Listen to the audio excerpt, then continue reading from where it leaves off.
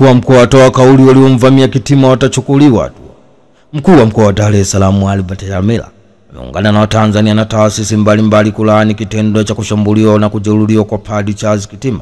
Akiongea jijini Dar es Salaam, mkuu wa mkoa wa Dar es Salaam Albert Chalamila amewataka Watanzania kuwa watulivu katika kipindi hiki na wawe na imani na jeshi la polisi, kwani linazidi kupambana kuwapata wale wote waliohusika na watafikishwa sehemu husika.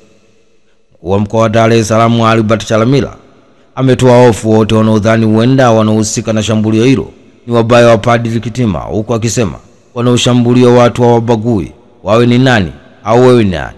Hata rais wa Marekani Donald Trump alipigwa risasi. Ni taarifa kutoka jijini Dar es Salaam. Hatimaye mkuu wa mkoa wa Dar es Salaam Albert Chalamila ameungana na Watanzania na taasisi mbalimbali kulaani kitendo cha kushambuliwa na kujeruhiwa kwa Padri Charles Kitima.